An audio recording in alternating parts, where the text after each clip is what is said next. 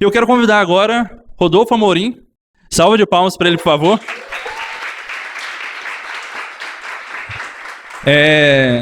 Se hoje a gente pode estar aqui conversando sobre esses temas, é porque algumas pessoas lá atrás capinaram pra gente, né? Chegaram no mato onde não tinha nada e capinaram isso tudo pra gente. E um desses caras é o Rodolfo, que já tá aí há uns 20 anos nessa caminhada de conversar sobre fé e cultura. Por aí. Mas nessa caminhada de conversarmos sobre fé e cultura, através do Labri Brasil, agora do Cidade à Vista, palestras, livros, traduções, enfim. Ele é um cara que trouxe muito dessas discussões aqui para o Brasil. A gente tem a honra de compartilhar da mesma terra aqui com ele, né? Tá aqui em BH e a gente poder ouvi-lo hoje também. Mas mais uma salva de palmas para ele, por favor. Obrigado.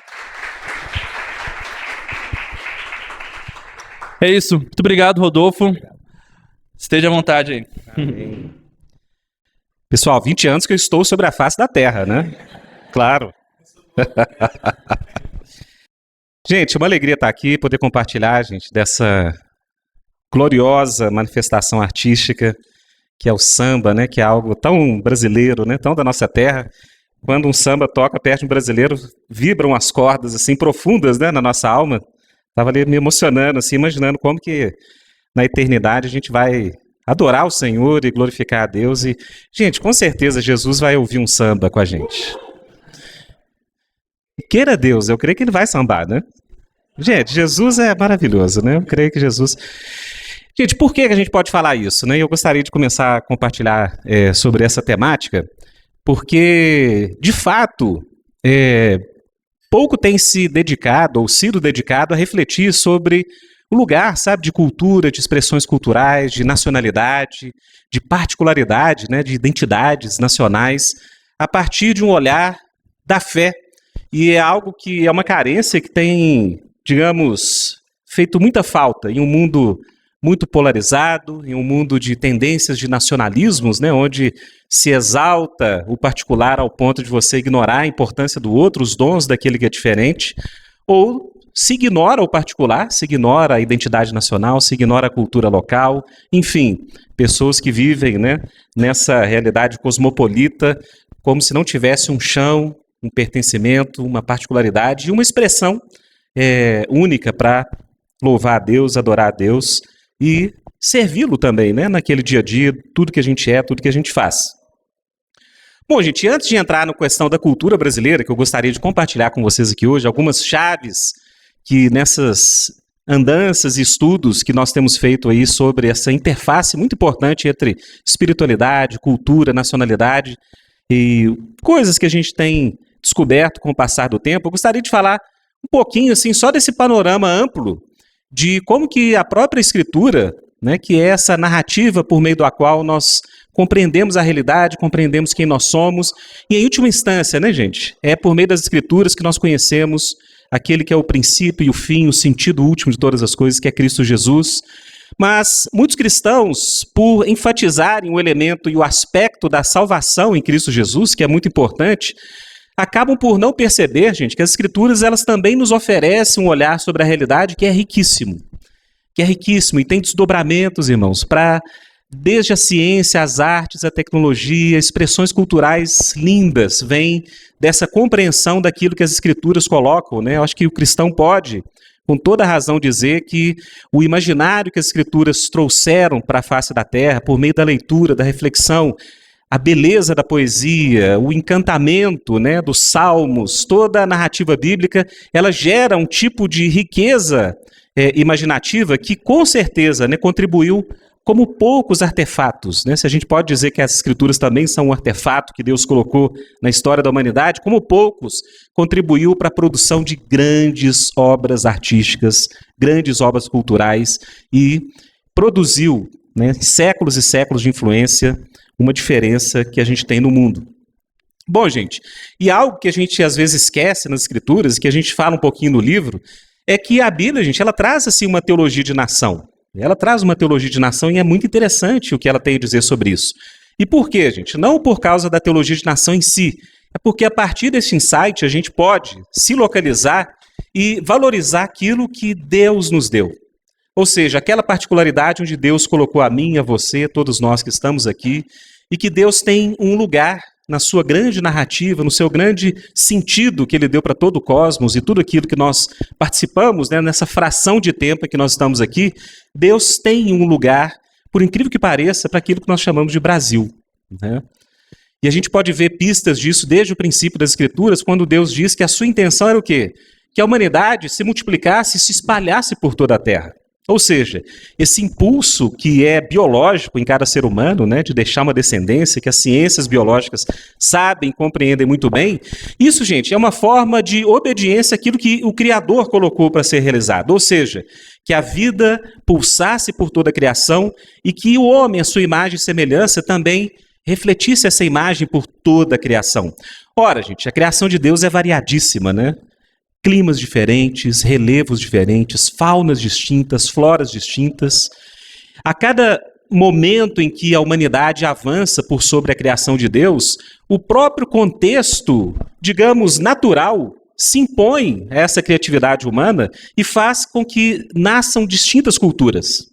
Ou seja, dificilmente uma cultura de um lugar de temperaturas muito baixas vai ser igual a uma cultura de lugares com temperaturas altas.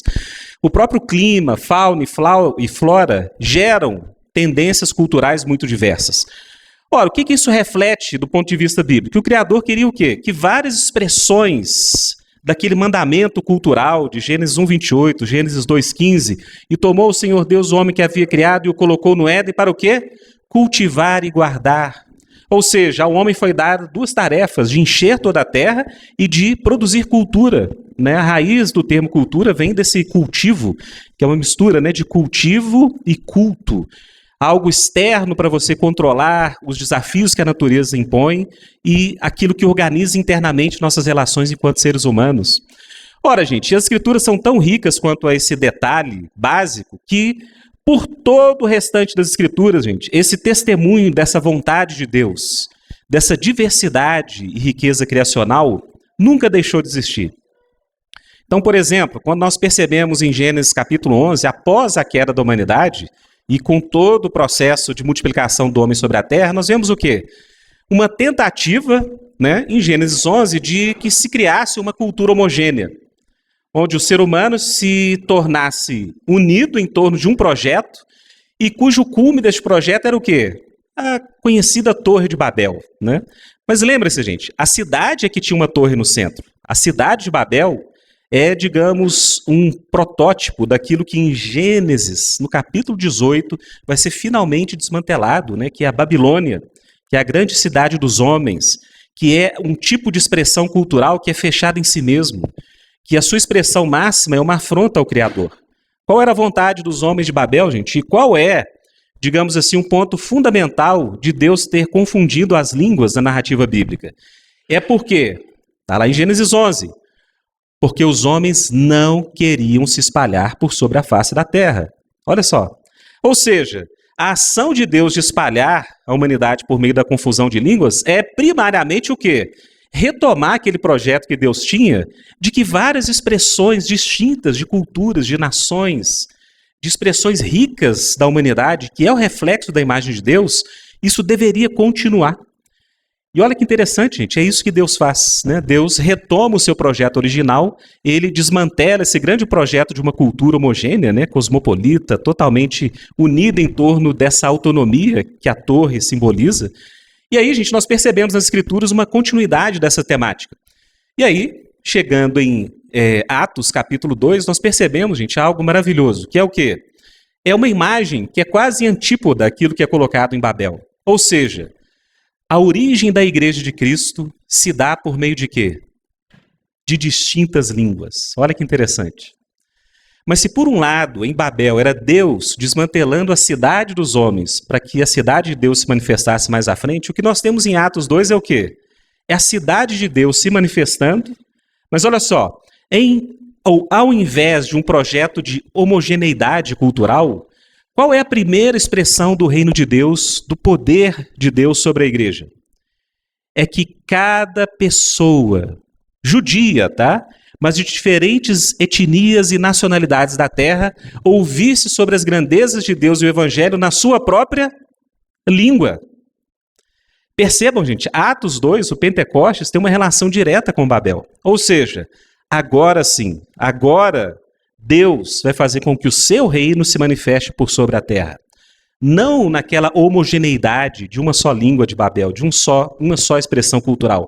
Mas o que o reino de Deus ele indica é que a verdade, o amor e a graça de Deus, ela se expressa dentro dessa multiplicidade de expressões nacionais. Por isso, em Jerusalém, pessoas de diversas nações ouviram na sua própria língua. Gente, isso é poder de Deus. Isso é o poder do Evangelho. Isso é uma pista do que Deus está fazendo, que é o quê? Trazendo pessoas para o seu reino de todas as tribos, línguas, povos e nações sobre a face da terra. A vontade de Deus é que, diante dessa diversidade da imagem dele, dessa riqueza de expressões culturais, o reino de Deus se manifeste, gente, de forma particularizada. Cristo Jesus não é um projeto de hegemonia cultural, né, judaico-cristão, no sentido de Israel como uma nação. A língua hebraica não foi imposta, né, como nós vemos em outras religiões, por exemplo. O Islã, por exemplo, é uma religião onde é muito claro, né, que o árabe ele permanece como uma referência cultural única. Existe até mesmo um tipo de classe e separação de classes no Islã. Por quê? Porque crê-se no Islã que o próprio Corão ele existiu desde a eternidade em tábuas no céu, em árabe. Ou seja, para você realmente acessar a língua do próprio Deus, você tem que, de alguma forma, acessar uma expressão linguística, cultural específica, que é o árabe. Nas Escrituras, não, é o contrário. Deus já antecipa-se às traduções múltiplas da Bíblia em várias línguas. Porque pelo Espírito, Deus já fala nas línguas de cada povo, de cada nação. Deus está dizendo isso, que Cristo Jesus ele veio chamar pessoas para um reino de justiça e amor, mas que valoriza o quê? Essa diversidade nacional. Por quê, gente? Porque isso reflete a vontade criacional de Deus, que está lá em Gênesis, capítulo 1 e 2. Tudo que Deus criou e o que Deus quis desde o princípio é bom. Irmãos, nada daquilo que é bom vai ser desfeito por causa da queda. Deus, ele tem desde o princípio um plano em que todas essas coisas de alguma forma vão atravessar para a eternidade. Isso de alguma forma é um mistério, assim como a permanência dos nossos corpos, da nossa particularidade. Isso é um grande símbolo de fé cristã, que a sua individualidade, o seu corpo, a sua história, de alguma forma vai passar para o outro lado. Porque se não for isso, não é salvação. Se for o aniquilamento daquilo que é particular, não é salvação. É o quê? É começar tudo do zero. Mas não, Cristo Jesus ele veio restaurar, redimir, ele veio trazer e reconciliar com o Pai tudo aquilo que se perdeu. E aí nós temos em Apocalipse essa palavra muito forte, né, de que João viu diante do trono de Deus pessoas de onde? De todas as tribos, línguas, povos e nações. Irmãos, isso já é o quê? É uma antessala da eternidade. O que a Bíblia está dizendo é o quê? O pecado vai ficar para trás, as coisas ruins vão ficar para trás, o mal vai ficar para trás, a morte e toda a corruptibilidade da criação e tudo que isso traz em termos de angústias, de alienação, de medos e temores, de maldade, tudo isso vai ficar para trás, mas o que vai permanecer? Povos, línguas, culturas e nações. Por quê, irmãos? Porque isso em si mesmo é bom, procede da vontade de Deus. E é por isso que em Apocalipse, capítulo 21 e 22, nós vemos um testemunho final desse grande olhar para a eternidade, gente. E ali nós temos o quê? Novos céus e nova terra, tá? Ali não é milênio, não é algo antes da consumação de todas as coisas. É um vislumbre da consumação de todas as coisas. O que nós vemos em Apocalipse 21 e 22? Que haverão nações, reinos, e o mais importante, que será trazida diante de Deus toda a riqueza e a glória das nações da terra. Ora, irmãos, se haverá nações, continuará havendo diversidade, riqueza cultural. Então, irmãos, o que a Bíblia diz, né, nesse grande arco narrativo, gente, esse não é o tema principal do que eu venho falar aqui, mas é o quê? De que cada nação tem um lugar diante da vontade de Deus, do propósito de Deus. Por isso, cada cristão tem uma responsabilidade em se perguntar, olha, o que eu, como brasileiro, posso oferecer diante de Deus? Porque é isso que Apocalipse nos simboliza. O que nós podemos colocar diante de Deus a partir da glória, daquilo que Ele nos dá enquanto brasileiros? Das nossas dores, das nossas lutas, também das nossas glórias, da riqueza da nossa cultura. O que nós podemos colocar diante de Deus a partir disso? Então, irmãos, são muitas perguntas que surgem sobre como nós podemos olhar para a nossa nação, conhecer mais da nossa cultura e realmente, enquanto cristãos, contribuirmos, sabe, para esse grande plano de Deus, que é, de alguma forma, conduzir, transfigurar, redimir, transformar tudo aquilo que é bom na presente ordem criada, para que isso seja, gente, numa linguagem que um teólogo que eu admiro muito, N.T. Wright, diz, né? Que tudo aquilo que nós fazemos, aprendemos na presente era, é como se nós estivéssemos construindo, gente, pequenos tijolos ou pequenas paredes diante de um grande projeto arquitetônico e que a gente não é o arquiteto, nós não somos o engenheiro, nós não sabemos o que aquilo que nós fazemos tem diante do plano eterno de Deus. Quando alguém compõe uma música de um samba para o Senhor, essa pessoa, diante da própria pobreza cultural da igreja, pode se perguntar, olha, o que isso tem de reino? O que isso tem de expressão que reflete a bondade e a graça de Deus? Meus irmãos, o que nós temos toda certeza é que tudo aquilo que é bom e é colocado diante de Deus por um sacrifício de louvor e adoração a Ele, seja um trabalho no que você faz com seus filhos, na educação que você dá, seja nos seus projetos, né, numa empresa, seja nos seus projetos em qualquer área, tudo aquilo que é bom e que é feito diante de Deus em gratidão a Ele, de alguma forma, esse grande arquiteto vai tomar aquilo que você fez e aquilo vai ser como um tijolo, como uma coluna, como uma parede, nessa grande catedral que Deus vai construir na eternidade. Isso tem sido a inspiração de muitos artistas cristãos, como o próprio Makoto Fujimura, né, um grande artista contemporâneo, que coloca isso, que os recursos que a eternidade e a ressurreição de Cristo já disponibilizam para nós, com a esperança da ressurreição, é que devem nos motivar a fazer, criarmos, sermos o quê? Abundantes naquilo que nós fazemos. E essa é a aplicação de Paulo no último versículo do capítulo 15 de 1 Coríntios, que é o grande tratado da ressurreição do Novo Testamento. E ele termina falando exatamente isso. Porque nós temos esperança, sejamos sempre o quê? Abundantes na obra do Senhor. Porque no Senhor o nosso trabalho não será vão. Se há ressurreição, nada será vão. Todas as coisas, de alguma forma, serão transfiguradas. Irmãos, pensando a partir desse prisma, né, nós nos debruçamos, eu, Marcos Almeida, né, o Davi Lago participou também deste projeto, mas, gente, grande parte, né, dessa reflexão que veio e surgiu no livro veio de um trabalho aí de anos, né, que como sociólogo e cristão que ama a teologia, né, eu venho tentando refletir essas pontes.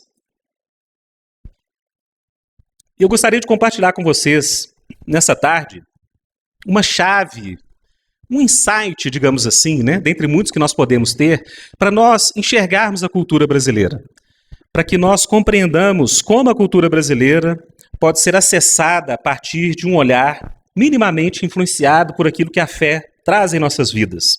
Eu sempre criei nisso, né, que as virtudes teologais, né, chamadas virtudes teologais, o amor, a fé e a esperança, elas alteram de alguma forma nossa maneira de compreender a realidade. Ou seja, existe um olhar cristão para as coisas. Vai ser totalmente diferente do não cristão? Não. Mas existe um tempero, existe um tipo de ênfase, existe algo que pode sim nos auxiliar. Então eu gostaria de falar sobre cultura brasileira, gente, e aqui cultura não no sentido estrito, né, que é muito utilizado hoje, quando se fala, por exemplo, uma secretaria de cultura, um departamento de cultura, geralmente está se relacionando com arte, né? Então, você tem lá um Ministério da Saúde, você tem um Ministério da Educação, você tem um Ministério da Cultura. Ora, gente, a expressão cultura, no sentido bíblico aqui do termo, né, ela tem a ver com o quê? Tudo aquilo, gente, que carrega a assinatura humana diante da criação de Deus.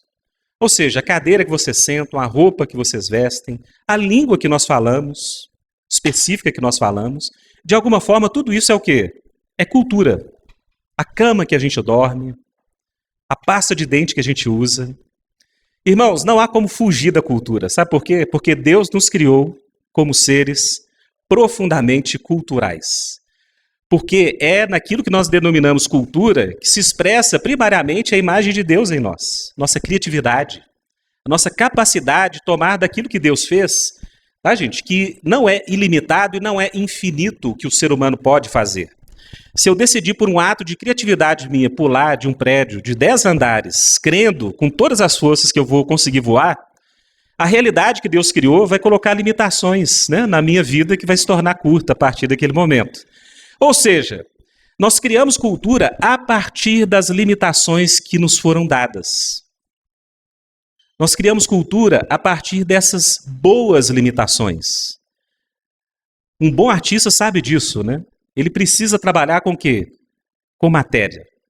Seja nas artes visuais, seja na própria dança, né? Você tem o elemento do corpo como o artefato, né? O instrumento primário para você expressar algo diante de Deus. Seja em qualquer campo da realidade. Na engenharia, você precisa discernir leis, limitações, normatividades que são dadas naqueles campos. Para quê?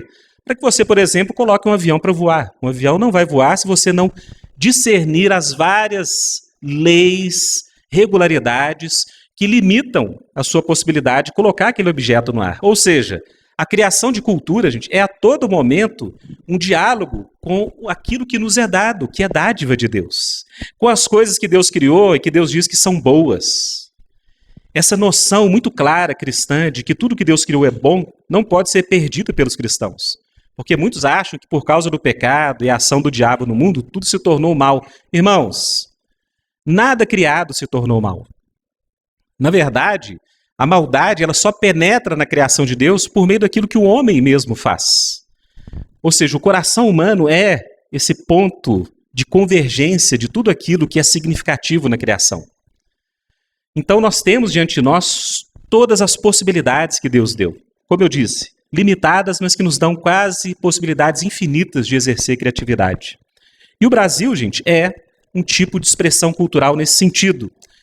Ele tem um tipo de origem histórica, a gente pode, de fato, analisar o Brasil, né? Eu falo disso no livro, o Brasil, por mais diverso que ele seja, por mais diversas podem ser nossas leituras do Brasil, o Brasil é uma entidade real, ela existe no tempo e no espaço.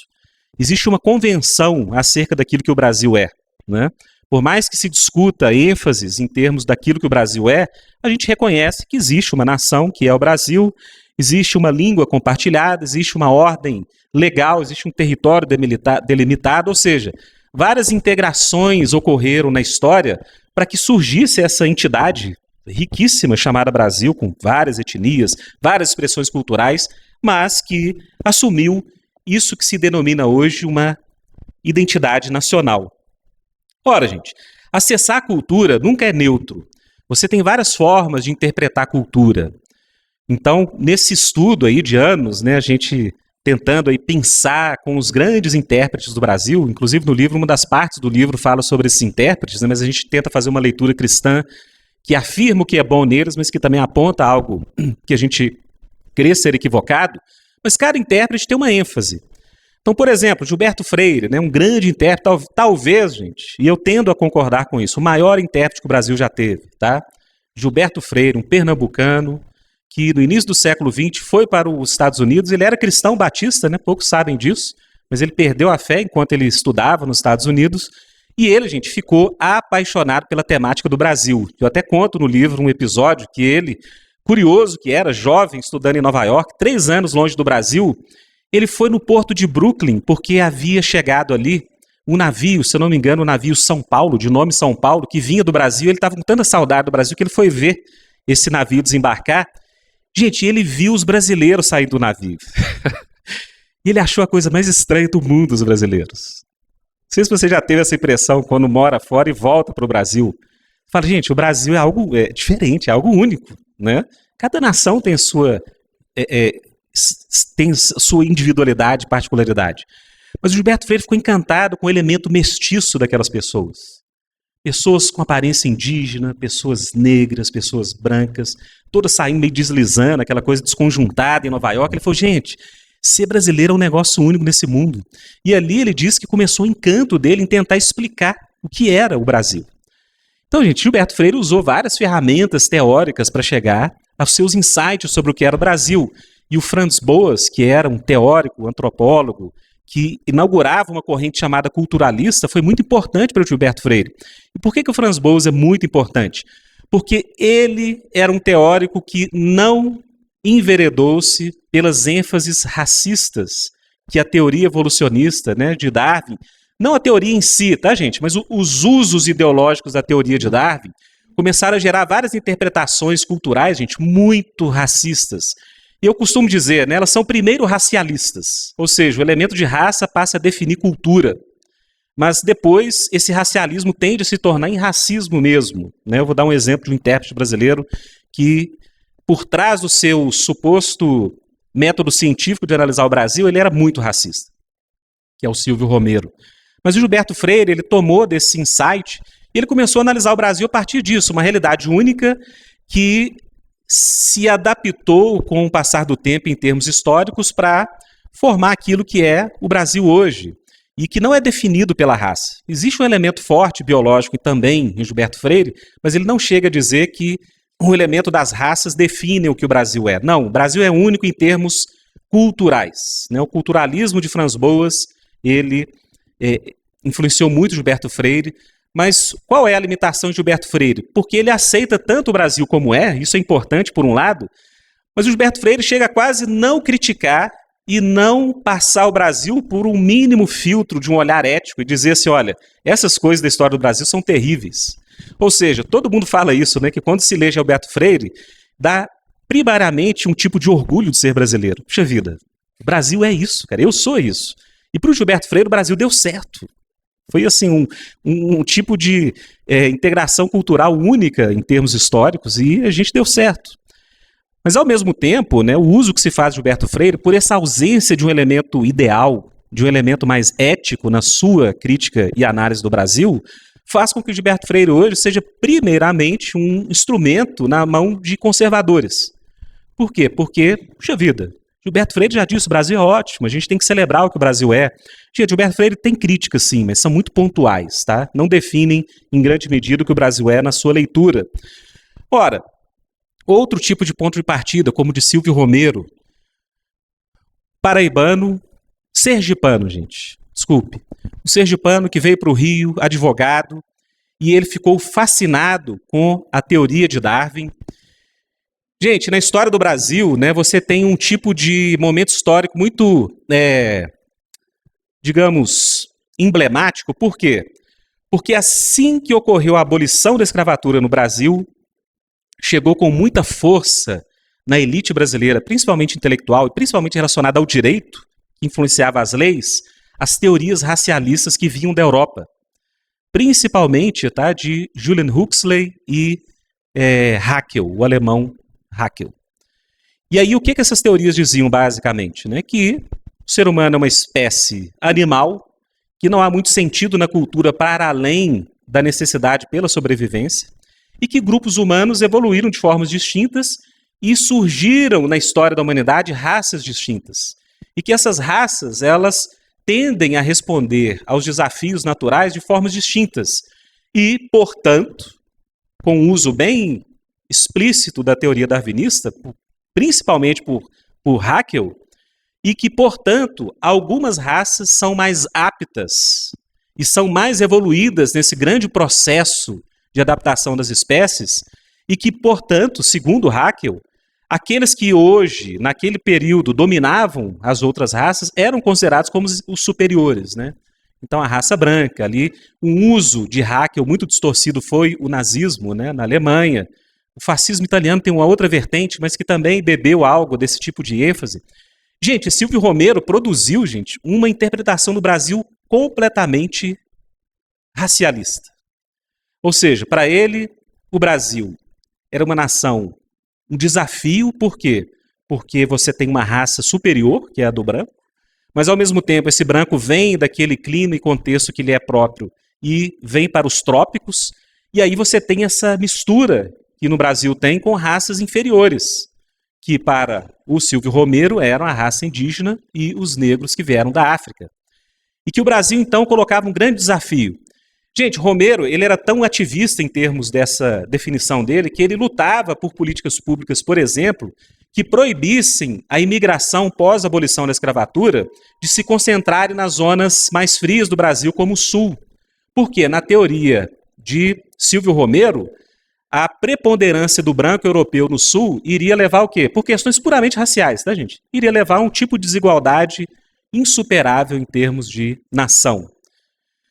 E ele achava que a miscigenação brasileira era interessante para a sobrevivência nos trópicos, apesar dele considerar que o branco era uma raça superior, mas ele chegou, gente, até a ousadia de afirmar, por exemplo, e utilizar essa teoria dele de forma tão, digamos, preconceituosa, que ele desqualificou a obra do escritor Gonçalves Dias e de um escritor, gente, dois mulatos, tá? E de um escritor, assim, pouco capaz, né? Machado de Assis.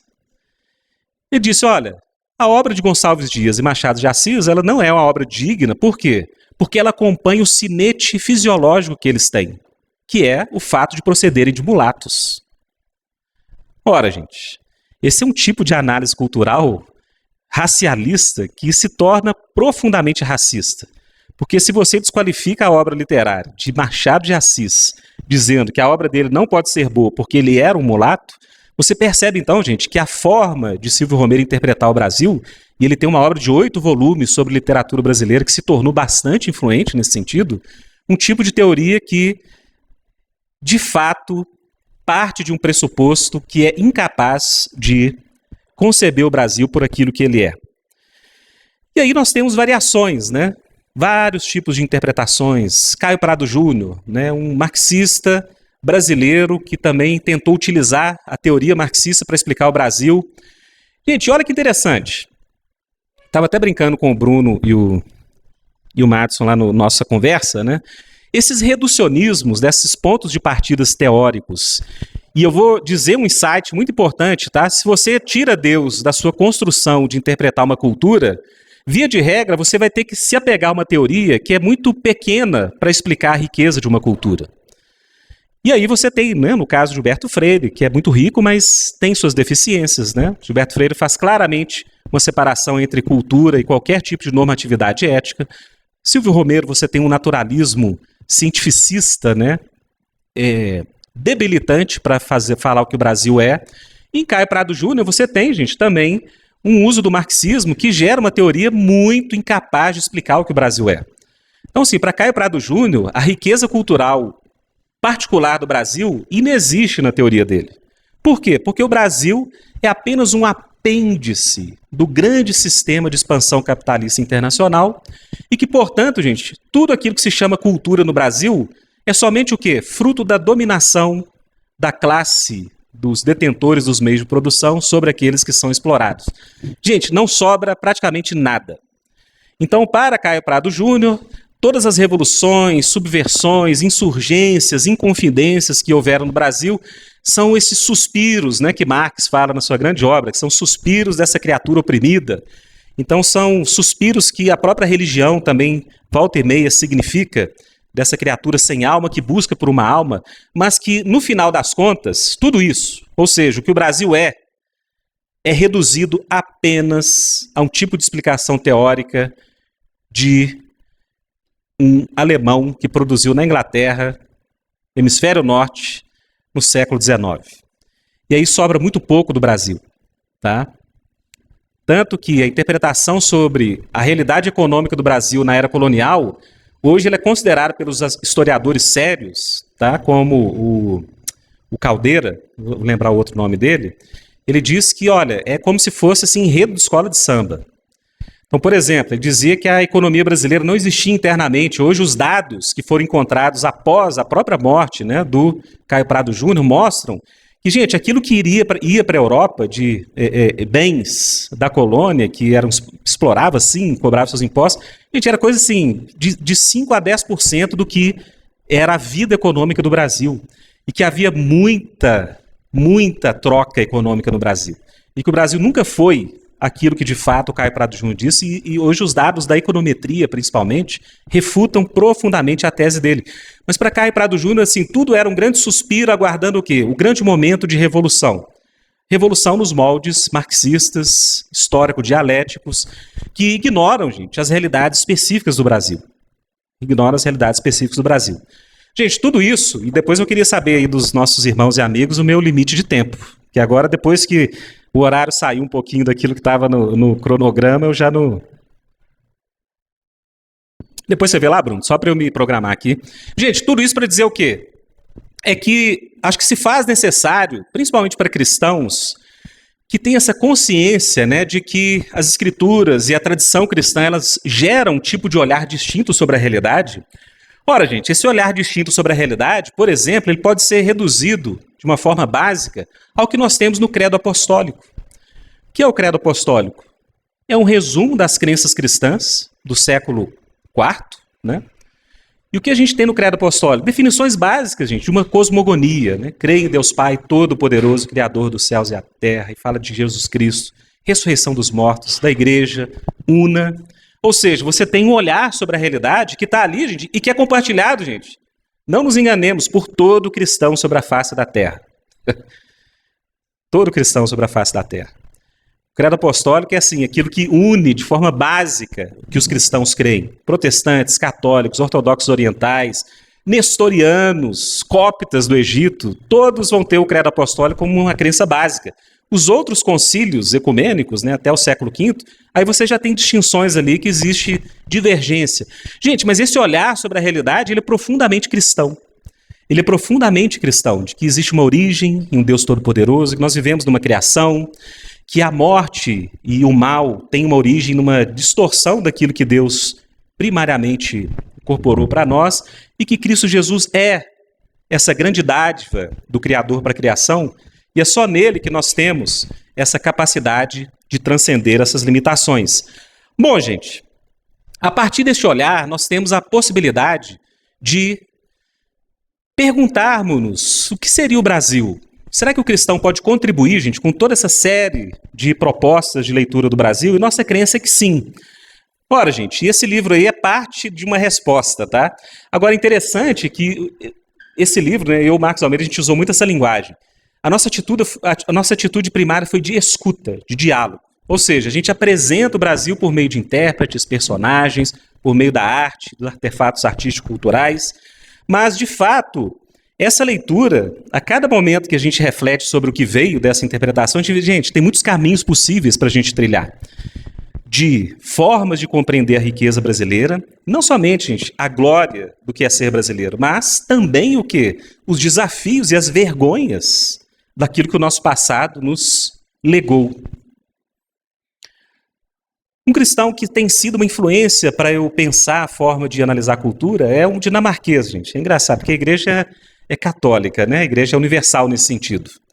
Se a gente fala que a igreja é católica, os irmãos pensam que a gente é católico. Se a gente fala que a igreja é universal, eles acham que a gente é da universal. Aí fica difícil. Gente, mas esse é um termo que a igreja sempre utilizou para dizer o quê? Que existe uma só igreja, tá? Ela é universal, ela é a mesma em todos os tempos, todas as eras, um só batismo, uma só fé, enfim.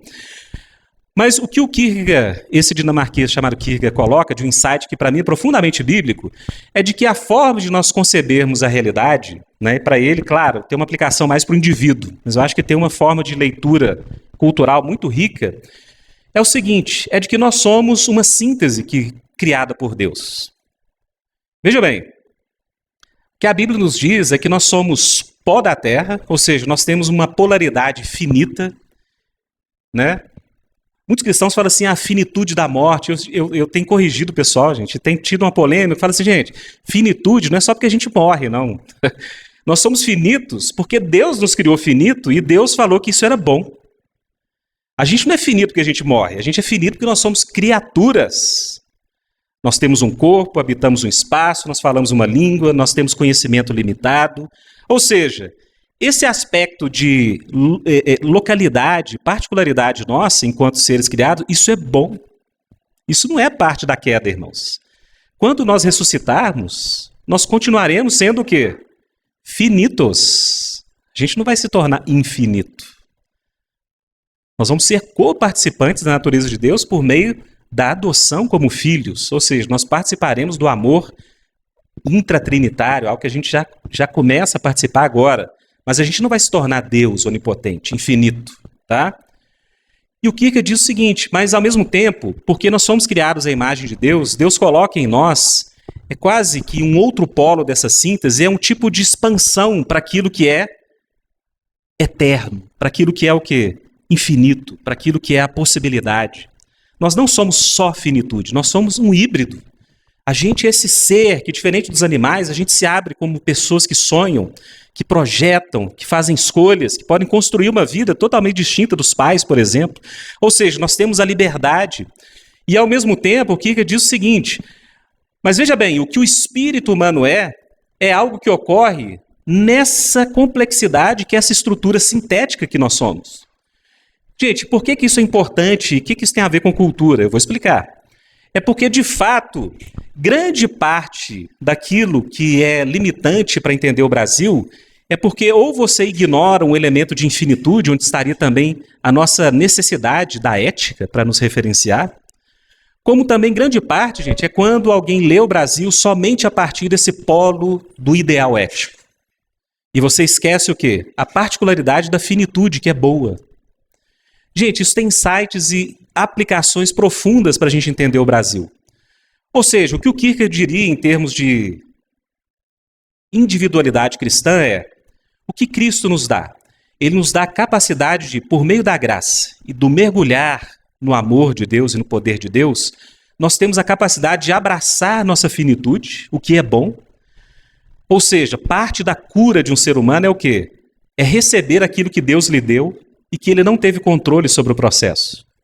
Tudo aquilo que te foi dado, seu sexo, sua família, seus pais, sua nação, sua cultura, tudo isso te foi entregue de alguma forma. E o que o Kierkegaard vai dizer é o seguinte, olha, uma pessoa que só fica atrás de um ideal, e esquece de integrar, incorporar na sua vida aquilo que ele é de fato, é um fantasma. É uma pessoa neurótica, ele padece de uma fantasmagoria. Por quê? Porque ele não parte desse lugar específico que Deus lhe colocou. E o que Deus quer é o quê? Pessoas que se abrem para a eternidade, que se abrem para um ideal, mas que abraçam ao mesmo tempo o quê? Aquilo que ele é, suas limitações, sua especificidade. Deus quer isso. Gente, isso em termos culturais tem aplicações profundas. Por quê? No segundo lugar, Kierkegaard fala que a nossa incapacidade de nos relacionar com Deus, ou a queda da humanidade, conduziu a humanidade a um tipo de ansiedade crônica de tentar projetar aquilo que é fora de Deus. E Kierkegaard diz, numa linguagem típica dele, olha, o homem não é a medida de todas as coisas. Depois que Jesus veio à Terra, Deus se tornou a medida do homem. E é uma medida muito elevada. Ou seja, Deus dá, ao mesmo tempo que a capacidade do homem descansar em quem ele é e aceitar quem ele é, isso não envolve pecado, ele dá também ao homem o quê? Um ideal infinito, um ideal que Paulo, em toda a sua carreira apostólica, ele falou assim, olha, eu não digo que alcancei esse supremo chamado de Cristo Jesus. Deus colocou diante de nós a sua própria imagem e fala, olha, a cada dia você vai tentar se tornar mais semelhante a Ele. Esse é um processo de quê? De um grande ideal, de um imaginário, de uma imaginação que nenhum ser humano que pisou a Terra se atreveu a chegar próximo daquilo que Cristo representa em termos de ideal. Então, o que nós temos diante de nós e o que nós temos na capacidade de analisar a cultura são vários elementos interessantes e que eu vou terminar aqui aplicando para a nossa realidade do Brasil. Primeiro, gente, todas as culturas têm algo de especial, por quê? Porque elas, de alguma forma, participam daquilo que é a dádiva de Deus para os seres humanos. Todo ser humano nasce em um certo contexto, compartilha de certa formação. Aquilo lhe é dado. É a partir dali que Deus quer alcançar. Lembra de Pentecostes? Deus quer usar a língua específica daquela identidade para atrair essa pessoa para si. Deus não quer negar essa realidade. Mas, ao mesmo tempo, Deus coloca ideais diante de qualquer cultura humana e qualquer ser humano que transcendem qualquer dessas particularidades. Então, gente, num sentido, toda cultura tem dádivas especiais para oferecer a Deus. E num outro sentido, toda cultura está ainda longe de alcançar aquele ideal que Deus coloca. Não somente para o indivíduo, mas também para quê? Para as nações. Não haverá o juízo das nações? As nações também serão julgadas. Não é só o indivíduo que será julgado. Instâncias culturais também padecerão juízo.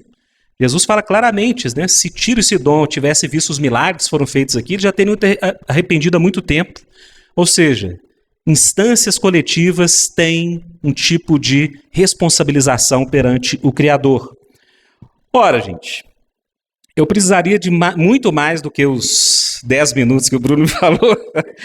Mais 20 ainda? Deus multiplicou os 20. Mas olha só, gente, a partir disso, o que nós podemos fazer? E aqui um desafio, né, que eu coloco a cada um de nós para caminhar mais nesse trajeto. Primeiro, gente, se nós realmente cremos que Deus quer que nós abracemos nossa finitude, nós temos que o quê? Em relação ao Brasil, reconhecer o quê?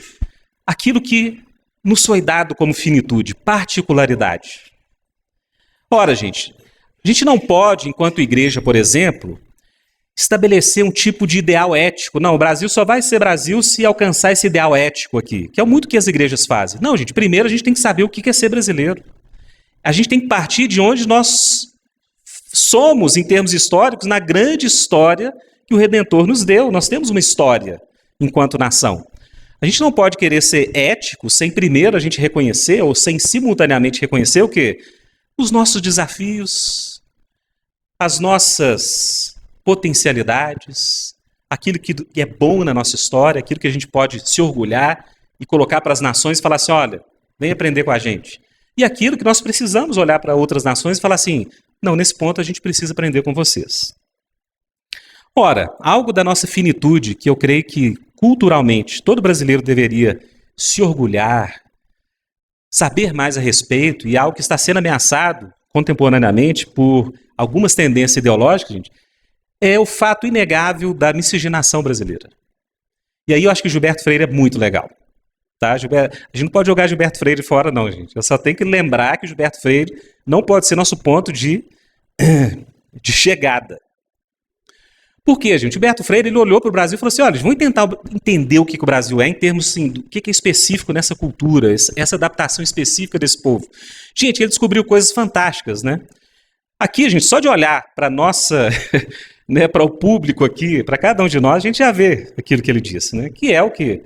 Gente, o Brasil é único, tá, gente? Diante de todas as nações da Terra, gente, o Brasil é único em termos de o tipo de miscigenação que houve em todo o processo de formação nacional. Gilberto Freire dá pistas interessantíssimas, né? Por quê? Porque em outros experimentos coloniais pelo mundo, havia, em grande medida, a defesa da pureza racial. Por exemplo, gente, colonização norte-americana. Desde o início haviam leis que proibiam casamento interracial. Se você vê a colonização na Austrália, colonização de países europeus na África, gente, havia uma restrição muito rigorosa. Por quê? Porque já havia o orgulho racial presente nessas nações. E principalmente no contexto em que isso se deu. No início da modernidade, você tinha aqui já discussões sobre as diferentes evoluções das nações da Terra. Gente, só que o português, ele já era mestiço. O português não tinha orgulho racial. O português, quando chegou no Brasil, gente, via de regra, era homem, solteiro, aventureiro, geralmente tinha feito algo errado em Portugal, estava querendo reiniciar uma nova vida. E quando chega aqui, gente, o Darcy Ribeiro é um outro intérprete muito bom para a gente entender isso, ele explica muito bem, essa primeira eclosão da população nacional veio de onde? Veio da relação... Gente, frase do Gilberto Freire, tá? O início do processo de colonização brasileira era de profunda intoxicação sexual. Portugueses solteiros, cansados de viagem de meses, que chegam no Brasil e vêm o quê? Índios, todos nus. Na carta, né, de Pero Vaz, fala-se muito pouco das Índias, mas quando ele fala das Índias, ele chama atenção para quê? A vergonha delas é até mais bem finalizada do que as das nossas. Ou seja, ele já viu que a beleza corporal das Índias, ele estava achando melhor que as mulheres portuguesas. Está lá, gente, documento praticamente de fundação do encontro, né, gente? Vamos dizer que o Brasil começou ali, mas desse encontro que tornou aquilo que o Brasil veio assim em termos culturais. E aí, gente, você tem uma instituição indígena profundamente espraiada, espalhada, que era a poligamia, né? Gente, a poligamia tem implicações profundas culturais, tá? Muitos antropólogos têm sugerido isso, que a poligamia é a principal razão de conflitos entre etnias, povos e nações na história da humanidade. Por quê? Porque a intenção de Deus, muito sábia, é o quê? É a monogamia. A intenção de Deus é a monogamia, está lá em Gênesis, né? E Jesus depois afirma isso, não afirma? Como Deus fez no princípio, Mateus 19. Deixará o homem seu pai e sua mãe, se unirá à sua mulher, e os dois serão uma só carne. Os dois serão uma só carne. Portanto, o que Deus uniu, não separe o homem. Quem fala isso é Jesus, viu? Ou seja, Jesus traz a criação para reafirmar isso. Ora, entre os indígenas, a poligamia era uma instituição estabelecida, e não somente isso, além da poligamia, você tinha uma instituição do cunhadismo, que era o quê? Para você fazer alianças com pessoas mais poderosas, o homem entregava as suas irmãs para...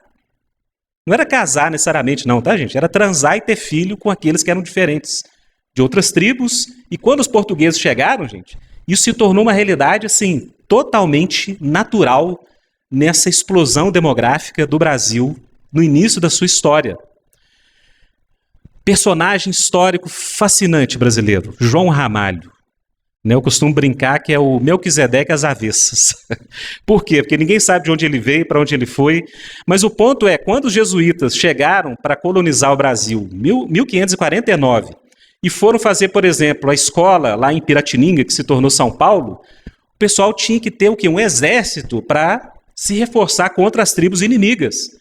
E aí, gente, qual que foi a solução? João Ramalho. Ele já estava aí. Ninguém sabia, gente, onde ele chegou, quando ele chegou. Português, andava nu, falava o tupi, tinha 30 esposas e podia, de um dia para o outro, mobilizar um exército de 3.000 homens. Gente, o Zé de Anchieta falou assim, esse é o nosso homem. Tanto que depois, né, o movimento da antropofagia, Semana da Arte Moderna, Oswald de Andrade, no poema dele, acho que é antropofagia mesmo, ele diz isso, né? Nós somos todos filhos, e aqui ele fala, gente, num sentido bem assim, de afronta à influência cristã no Brasil. Somos filhos de João Ramalho, e não de José de Anchieta. Gente, em termos literais ele está certo, né? José de Anchieta era celibatário, não deixou filho nenhum. E João Ramalho, gente, é o típico colonizador brasileiro. Deve ter deixado centenas de filhos. Então, gente, o Brasil já começou nesse processo de mestiçagem branco-índio, e com a chegada dos negros, que começou a partir da segunda metade do século XVI, você tem, gente, o mesmo processo, né? As mulheres negras da África que vinham eram muito mais raras do que as índias, mas você tem um processo de profunda miscigenação que o Gilberto Freire explica muito bem no Casa Grande Senzala. Ou seja, o português branco europeu, quando ele via uma negra que ele sentia desejo, ele chamava para viver onde? Na Casa Grande. E você teve o quê? Vários casos, né? Múltiplos casos de miscigenação que ocorreu entre senhores de engenho, senhores de escravos e as negras que eles tinham desejo. Até ele utiliza, o Gilberto Freire, algumas categorias da psicanálise para explicar o sadismo que o brasileiro teria, que seria um tipo de desejo quase inconsciente por essa imagem do homem forte, né? Do senhor de engenho, e que hoje a gente projetaria sobre líderes nacionais. É uma coisa interessante para a gente pesquisar, porque eu acho que o brasileiro é meio sádico mesmo nesse sentido. Gosta, né, de um populismo, de uma imagem do homem forte que vai nos salvar. Enfim. Gente, olha só. Claro que essa tese do Gilberto Freire é contestada, né? Então, por exemplo, o Antônio Risério, um antropólogo recente, que está muito aí, gente, combatendo os identitaristas, e às vezes ele tem exagerado em algo, mas é um antropólogo muito sério brasileiro. E ele fala assim, gente, nem se os senhores de engenho vivesse 365 dias por ano tomando Viagra, eles não iam conseguir fazer a miscigenação brasileira. Ou seja, o Risério diz o seguinte, não, Gilberto Freire errou aí. Gente, esse foi um movimento profundamente popular. A miscigenação do branco com o negro não foi só de senhores de engenho com escravos. Foi algo das margens, foi de mamelucos, foi de brancos portugueses que vinham trabalhar. Ou seja, foi um fenômeno amplo.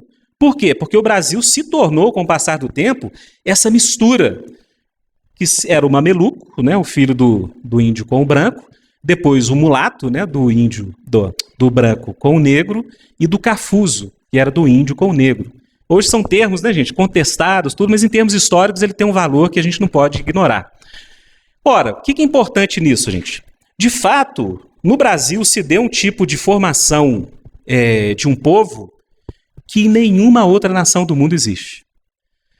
Gente, você quer uma evidência senso comum que confirma isso? O passaporte brasileiro é o mais falsificado do mundo. Por quê? Porque ninguém sabe o que é um brasileiro. Você concorda? Chega um japonês na Europa e fala assim, brasileiro, pode entrar. Chega um ariano, né, entre aspas, loiro, 2 metros de altura, olho azul, sou brasileiro, pode entrar. Um negro, né, pode entrar. Face de índio, pode entrar. Ou seja, o Brasil é, de fato, um país único.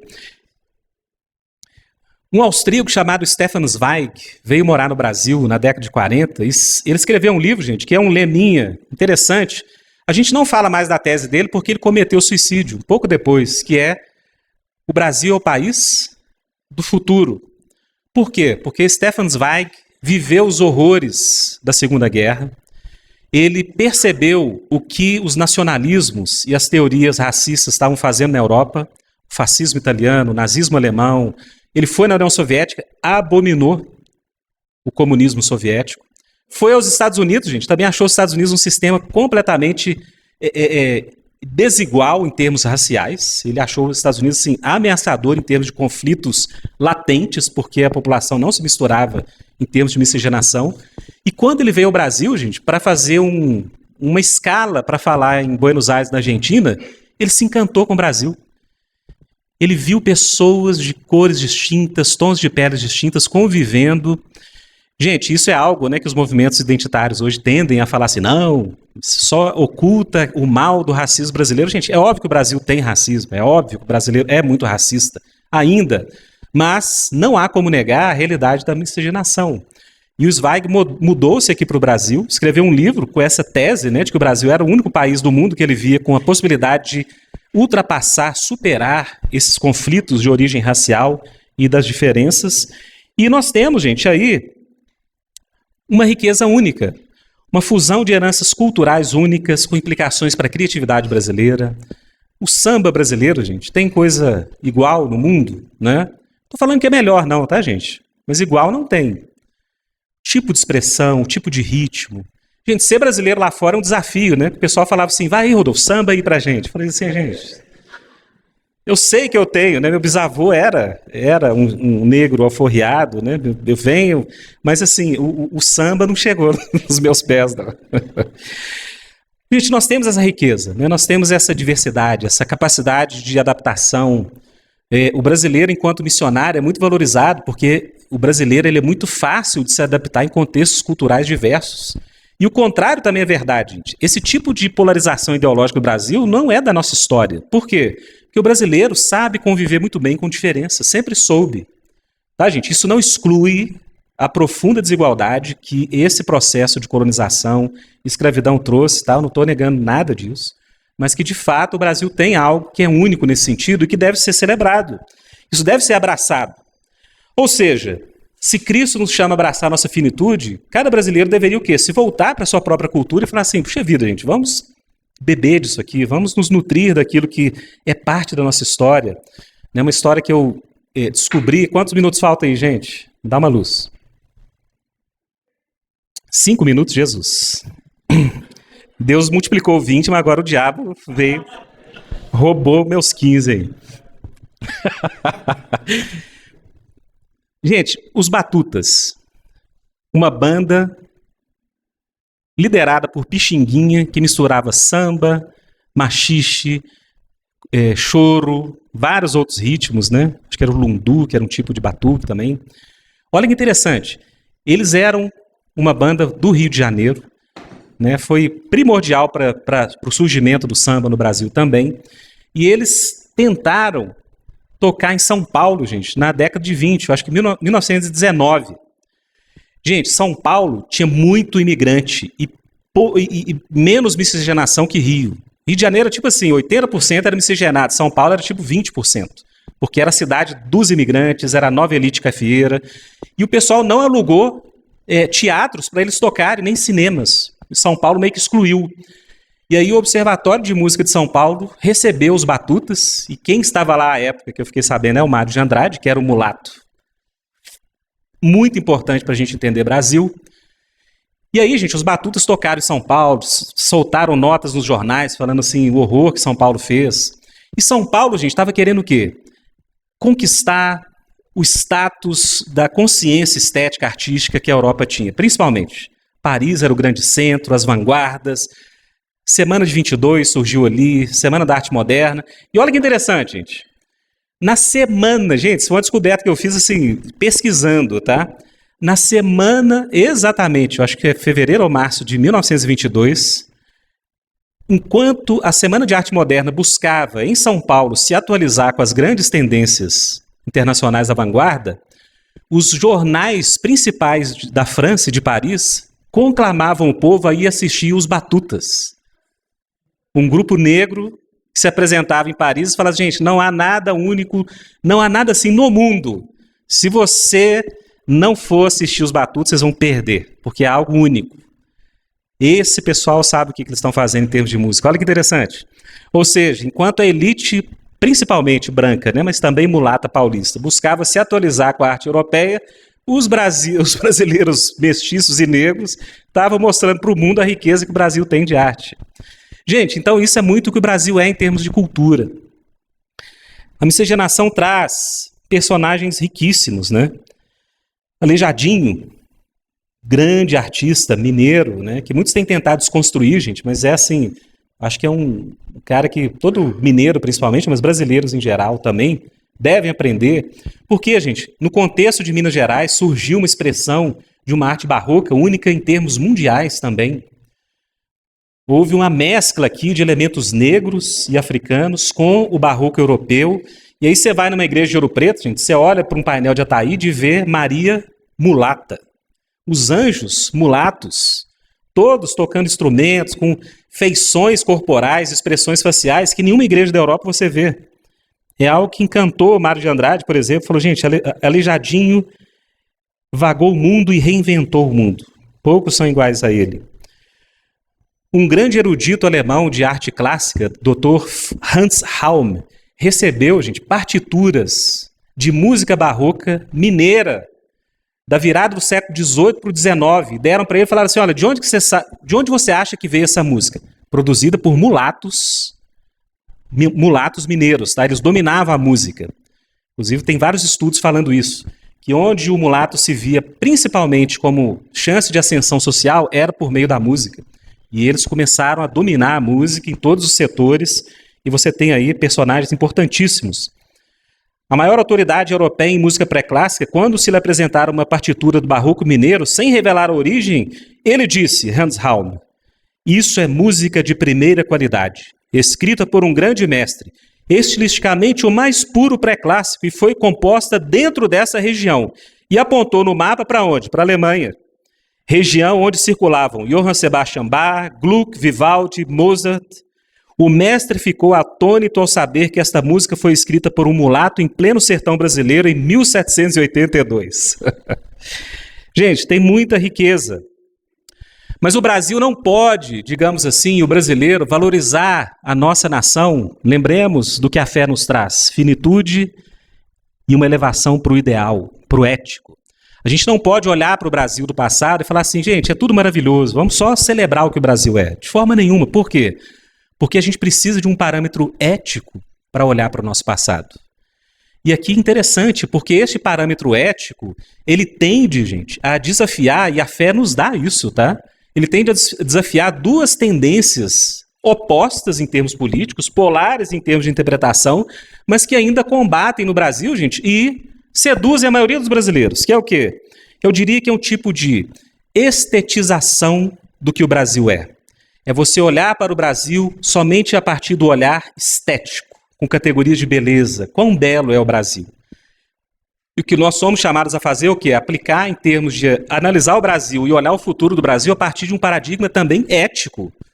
Porque, veja bem, Deus não deu só coisas boas na história do Brasil. Deus nos dá um testemunho profundo do que o pecado humano pode produzir para um povo, os desafios que isso pode trazer. E nenhum cristão pode se esquecer disso. Nós temos, então, gente, dois tipos de estetismo, tá? Que seria isso? É o tipo de imposição de categorias estéticas para compreender o que uma nação é. Gente, eu peço aí mais 5 minutos, pode ser? Amém. Ufa. Um tipo de estetismo que o Brasil tem, gente, é um estetismo de, digamos, viés conservador. Por quê? Ora, gente, o inglês ser conservador, profundamente conservador, eu admiro. Por quê? Porque na história da Inglaterra tem momentos gloriosos de justiça sendo feita. Tem a Revolução Gloriosa de 1689. Nós temos ali Carta Magna, século XIII. Ou seja, quando o inglês olha para o passado dele, gente, ele vê muitas histórias, lições. Até um norte-americano, né, quando ele olha para a história dele, ele vê princípios, né? Muita injustiça foi feita, sim, mas ele vê pelo menos princípios de igualdade, princípios de liberdade religiosa, princípios importantes no passado. Agora, gente, o brasileiro, ele tem exemplos muito legais, importantes a serem recuperados do nosso passado, mas mais do que isso, conservar aquilo que o Brasil nos lega em termos históricos é muito pouco. É muito pouco. Porque o Brasil carrega na sua história, por exemplo, né, esse estigma da escravidão indígena, primariamente, mas sobretudo, né, principalmente a negra, e eu explico por quê, que gerou, gente, praticamente todas as condições materiais do que o Brasil é. E hoje, qualquer contexto social que você vai, você olha, né, tipos de cor de pele, aqui eu não estou dividindo em classes, tá, gente, de cores, mas essa realidade nos acompanha até hoje, assim, a abolição foi muito recente no Brasil, para o tipo de história que a gente teve. Então o Brasil ainda carrega muito dessa injustiça naquilo que define as nossas vidas hoje. Cerca de 5 milhões de escravos negros foram trazidos para o Brasil. A população indígena brasileira, dizimada nos primeiros séculos, né, fala-se aí que o Brasil poderia ter em torno de 5 milhões de indígenas, né, alguns falam mais, outros menos, mas que assim, em 2 séculos de colonização, isso reduziu aí para 1 milhão, né, principalmente pela dizimação biológica, né, pelas pestes e pragas que foram trazidas com o branco, e os índios não tinham capacidade de resistir. Ora, gente, na história brasileira, isso é uma mancha. Isso é uma mancha profunda, né? A gente não pode negar. O Brasil foi o penúltimo país do mundo a abolir a escravidão, junto com Cuba e outros países aí pela terra. Houve no Brasil essa mistura, né? Havia um elemento teológico cristão católico. Gente, e aqui, gente, eu costumo, né? Eu falei no livro, assim, a gente fez quase uma blasfêmia no livro, né? Como sociólogo. Eu defendi os jesuítas. Por que eu defendi os jesuítas? Não o empreendimento jesuíta. É porque, gente, não havia naquela época categorias de emancipação, de dignidade humana, tá? Não havia. Não se iludam com humanistas hoje recentes que olham para a história do mundo e falam, os cristãos escravizaram. Gente, todo mundo escravizou. Isso era a regra, tá? O ponto é, a exceção, que foi a abolição da escravatura, surgiu de onde? Dos cristãos, tá? A abolição da escravidão indígena foi primariamente articulada por monges dominicanos que participaram do empreendimento colonizador espanhol, como Bartolomeu de las Casas, depois Francisco Vitória. A origem do direito internacional vem dessa reflexão cristã. Ou seja, gente, tudo aquilo que a gente fala, direitos humanos, direito do indivíduo, direitos inalienáveis, não, gente, não havia humanista no passado, tá? Isso é um mito que a história contemporânea criou. Os gregos escravizaram, os romanos eram cruéis. O Senado romano, gente, os romanos eram cruéis. Um autor que não é cristão contemporâneo, chamado Tom Holland, e ele não é o ator de Homem-Aranha, né? A pessoa fala assim, o ator de Homem-Aranha, não, gente. Ele pode ser bom como ator, mas historiador eu acho que ele nem é, não. Então, gente, Tom Holland, ele disse com todas as letras o seguinte, que pesquisando profundamente sobre as civilizações antigas, ele chegou aqui à conclusão. E ele é um agnóstico, ele perdeu a fé como jovem. Ele falou assim, olha, gente, tudo aquilo que eu fui descobrindo, que eram valores que afirmavam dignidade humana, emancipação das mulheres, emancipação do ser humano, abolição da escravatura, no mundo inteiro ele via a mão de cristãos no meio. Ele falou assim, gente, culturalmente hoje, eu sou um cristão. Ele fala isso. Eu não acredito que Cristo ressuscitou, mas culturalmente eu creio que a melhor presença cultural que houve na história da humanidade foi o cristianismo. Tá? Eu fiz essa volta para falar o quê? No período colonial brasileiro, gente, se houve alguma voz que tinha algum ideal ético, que tentou se interpor entre, por exemplo, os índios e os abusos dos colonizadores, foi justamente o dos jesuítas. A primeira articulação de defesa do fim da escravidão no Brasil foi de um jesuíta, Jorge Benci, um italiano, foi expulso do Brasil. As primeiras articulações no século XIX contra a escravidão vieram, por exemplo, de pessoas como José Bonifácio. E se você vê o discurso dele na Câmara, na Assembleia Constituinte em 1823, ele fala com todas as palavras. Nós não devemos só fazer justiça aos nossos irmãos africanos, mas nós devemos nos penitenciar, nos arrepender pelos pecados de 3 séculos que a gente fez contra eles na nossa terra. E falou, isso é para ontem, gente, isso era 1823, a abolição veio mais de 60 anos depois. E sabe o que o Bonifácio fala nesse protesto? Vocês são cristãos? Então façai aos outros aquilo que vocês querem que façam a vocês. Façamos como os nossos irmãos fazem hoje na Inglaterra, William Wilberforce, Thomas Clarkson, que trovejam pelo parlamento inglês e estão lá acabando com esse horror que nós vivemos aqui. Ou seja, quais eram as categorias de Bonifácio para defender o fim da escravatura? Tinha algo já do liberalismo, que também tem, né, muita influência cristã, mas era a ação de cristãos pelo mundo. Um ideal ético que um dos intérpretes mais ignorados da nossa história, mas um dos mais importantes, chamado Paulo Prado, escreveu um livro chamado Retrato do Brasil, um ensaio, pasmem, sobre a tristeza brasileira. Paulo Prado defende que o Brasil, enquanto povo, carrega uma tristeza, por quê? Porque grande parte da sua colonização foi forjada por vícios. Para ele, 3 foram os principais, tá, gente? Não sou fã de toda a tese do Paulo Prado. Mas ele fala, olha, a cobiça e a luxúria era o vício primário do Brasil, a intoxicação sexual, a falta de modéstia, a falta de estrutura familiar, tudo era possível no Brasil colonial nesse sentido. Em um segundo momento, ele chama de a cobiça, né, pelas riquezas, que foi a corrida bandeirante, que para ele os bandeirantes são a marca da integração nacional, mas é uma marca de cobiça. Primeiro escravizando índios para vender, depois correndo atrás de ouro para se enriquecer, mas que não cultivavam virtudes.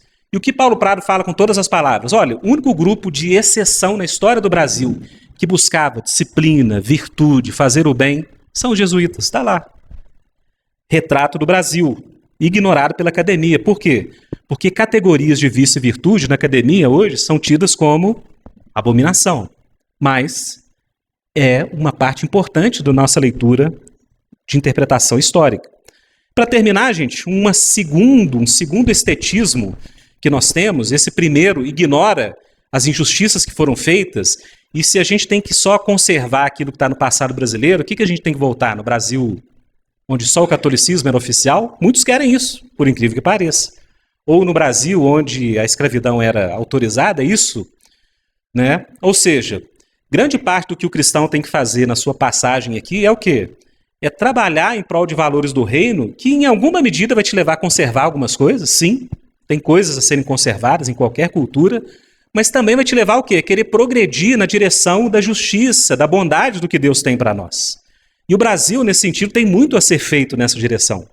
Tem muitas marcas, tem muitas ainda feridas abertas que precisam ser fechadas.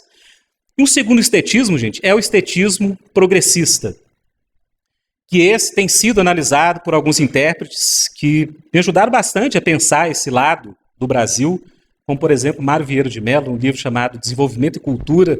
Ele desenvolve uma tese fantástica de que grande parte da inteligência e da intelectualidade brasileira do século XX, principalmente, ela começou a aplicar ao Brasil categorias estéticas. Em que sentido?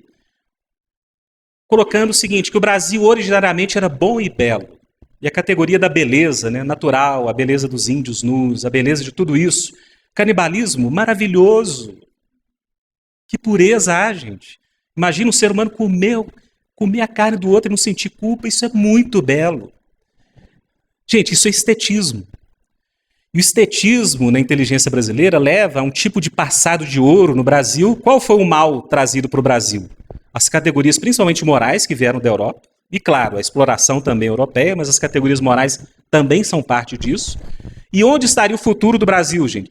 Olha, é algum tipo de intervenção revolucionária que vai levar o Brasil a um futuro glorioso. Por quê? Porque a glória nos aguarda. Nosso passado é belo, puro, verdadeiro, a civilização corrompe, estrutura de conflitos. E aí, gente, tem o de viés marxista mais antigo e agora de viés mais identitarista, mais contemporâneo. Ou seja, você olha para o passado, você congela um tipo de relação social ou grupo social como puro, perfeito e belo, e você imagina um futuro onde aquele grupo ou o que aquele grupo acredita vai ser finalmente implantado sobre céus, terra, e todos viveremos felizes para sempre. Mas se esquece de que sem moral, sem virtude, sem ética, gente, o Brasil não vai caminhar para um futuro glorioso. Ou seja, qualquer revolução que ocorrer no Brasil, quem vai estar lá conduzindo o processo são pessoas brasileiras que carregam também suas dificuldades, a convivência com vícios, por exemplo. Gente, você quer um dado, né, hoje muito real. Um dos maiores desafios do Brasil hoje é a dissolução da família tradicional, né? Gente, esse estetismo está espalhado, né? Darcy Ribeiro, que eu gosto muito, por um lado, na análise do Brasil, ele é um esteta, assim, por excelência, né? Você vê as entrevistas dele no Roda Viva, ainda vivo, né? Ele dizendo, assim, com todas as palavras, olha, que ele amava chegar nas favelas e ver aquela estrutura matriarcal, de meninas ali de 13, 14 anos, grávidas, com 4 filhos do seu lado e conduzindo a sociedade. Gente, não tem nada de belo nisso. Não tem nada de glamouroso nisso. Isso é o quê? É o reflexo de homens cheios de vícios, que não se responsabilizaram por aquilo que fizeram, que não quiseram assumir a responsabilidade de cultivar um lar para que as pessoas tivessem mais dignidade. Não tem beleza no vício, não tem beleza no canibalismo, não tem beleza nisso, na preguiça. Ou seja, o conceito de virtudes, o conceito de que nós, para alcançarmos um futuro brilhante e melhor à frente, nós precisamos, além de produzir justiça e promover justiça, que é um déficit que o conservadorismo tem, a gente precisa o quê? Promover virtude, promover disciplina, promover estruturas que capacitem e habilitem o brasileiro a ter uma chance, uma oportunidade. Né? No livro eu coloco, olha, gente, nós temos o paradigma de Zumbi dos Palmares, que é extremamente válido. Por quê? Porque no contexto dele, lembre-se, gente, o pessoal fala assim, mas ele também tinha escravo. Meu amigo, todo mundo tinha escravo. Zumbi dos Palmares não é um liberal à vanguarda, não é um Wilberforce que estava lá no século XVII, não existe isso. Né? Zumbi dos Palmares era um negro que veio da África e que queria o quê? Queria uma sociedade onde os negros pudessem ser livres e também pudessem ter o quê? Escravos, tá? Então nada deslegitima o pleito dos Palmares pelo fato de que lá houve escravidão. Por quê? Porque sim, havia escravidão, mas tinha branco escravo. Uai, por que só vai ter negro escravo? Então, gente, hoje você olhar para isso e pensar e refletir faz muito sentido, a gente tem que pensar sobre isso. O que Zumbi queria era um tipo de dignidade e igualdade. E ele construiu uma comunidade, né, gente, que não era uma comunidade socialista, como os marxistas pintaram. Era uma sociedade com seus conflitos internos, tudo, mas o quê? Que pelo menos colocou um desafio a esse poder opressor colonial português, amparado por instituições como a própria igreja. Ora, gente, mas a gente só pode ter Zumbi como arquétipo, né? Por que não alguém como André Rebouças, que é de um outro período, mulato, sofreu muito preconceito, mas que era um negro alforriado e que, por suas habilidades e capacidade intelectual, um engenheiro que ajudou o Brasil a vencer a Guerra do Paraguai, construiu todo o sistema de abastecimento fluvial do Rio de Janeiro, que tem ruas e avenidas com seu nome, e que foi, gente, o maior dos abolicionistas, pela língua do próprio Joaquim Nabuco. Ninguém chega aos pés da capacidade de André Rebouças em articular projetos e propostas para o Brasil. Mas hoje, poucos têm Rebouças como um exemplo, talvez, para as próximas gerações do Brasil. Né? Como um exemplo de alguém que, por ter sofrido preconceito, por ser alguém que sofreu também, apesar de que não era um escravo, mas que lutou contra a escravidão, venceu em muitas áreas, foi influente no Brasil e trouxe um projeto de Brasil, gente, que ainda está por ser implementado. O projeto de Rebouças é fantástico. Ou seja, não dá para a gente olhar para o Brasil com um olhar somente estético. É belo. É belo porque veio de uma profecia, como os cristãos falam. O Brasil é uma nação que foi prometida por Deus aos católicos, como muitos católicos hoje ainda falam. E não é belo também porque tinha aqui o povo mais puro do mundo que comia carne humana sem nenhum remorso. Isso é um significado de pureza e evolução. De forma nenhuma. Para a gente ter um país com futuro diante de nós, a gente precisa tanto de justiça quanto de ética. E eu creio profundamente, irmãos, profundamente, que Cristo Jesus e o reino de Deus trazem isso. Se a igreja está se afastando disso, a igreja está se afastando daquilo que Deus tem para nós. À medida que a igreja cresce no Brasil, minha esperança é que o Brasil se torne mais próximo daquilo que Deus tem como ideal de reino. É a minha oração, a minha esperança, né? E a esperança que a gente possa compartilhar isso no futuro. Obrigado, gente. Deus abençoe.